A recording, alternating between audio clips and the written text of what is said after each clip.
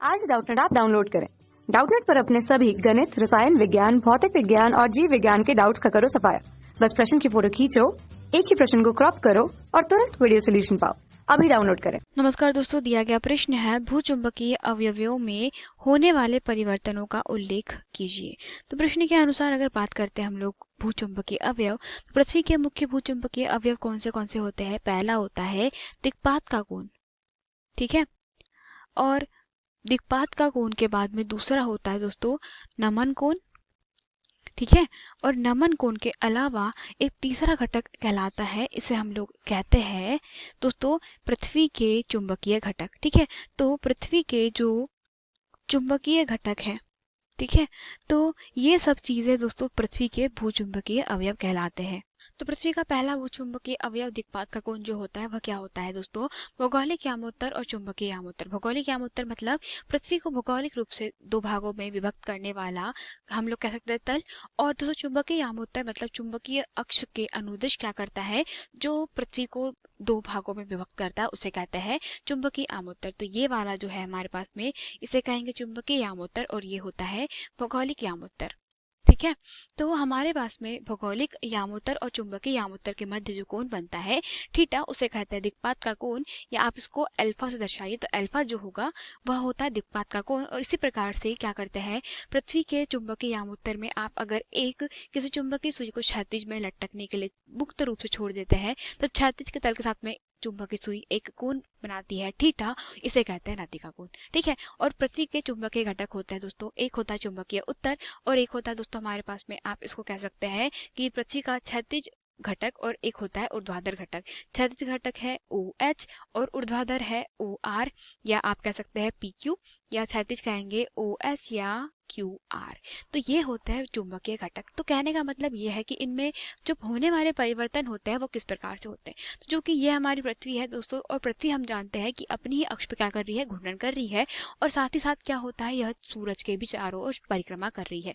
तो इसके कारण क्या होता है दोस्तों, इसके जो भूचुंबकीय अवयव है इनके मान पृथ्वी के अलग अलग स्थानों पर भिन्न भिन्न नहीं होते। मतलब मान लीजिए कि ये ऑस्ट्रेलिया है, यह एशिया है, ठीक है। तो यहाँ पे एशिया पे भूचुंबकत्व का जो अवयव है उनके मान अलग रहेंगे, ऑस्ट्रेलिया पे अलग रहेंगे, ठीक है। ये बात तो हम लोग जानते हैं क्योंकि स्थिति के हिसाब से क्या होता है, हर अवयव में परिवर्तन होता है।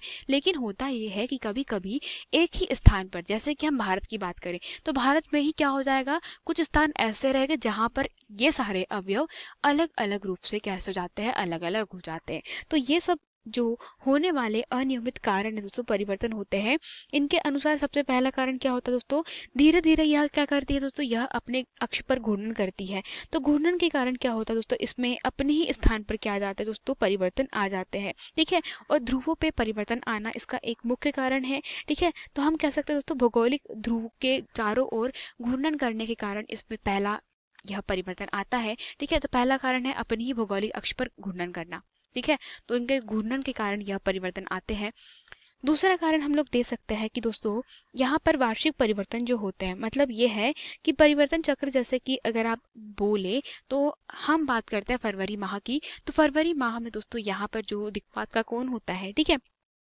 तो फरवरी के दिशा में या फरवरी माह में दिक्पात का कोण जो होता है उत्तरी गोलार्ध पर अधिकतम, मतलब उत्तरी मतलब ये वाला जो गोलार्ध है इसमें अधिकतम, जबकि दक्षिण में कैसा होता है, न्यूनतम होता है। लेकिन अगर बात करें दोस्तों हम लोग किस स्थिति में, हम बात करें दोस्तों अगस्त महीने की, तो अगस्त महीने में उल्टा हो जाता है। अगस्त महीने में उत्तरी गोलार्ध पर ये दिक्पात का कोण न्यूनतम आपको दिखेगा, जबकि दक्षिणी गोलार्ध में यही मान आपको अधिकतम प्राप्त होगा। तो ये वार्षिक परिवर्तन के कारण भी सब कुछ होता है, ठीक है। अब बात करते हैं दोस्तों कि और इसमें क्या परिवर्तन हो सकता है, ठीक है। तो ये दूसरा कारण हो सकता है इसका वार्षिक परिवर्तन।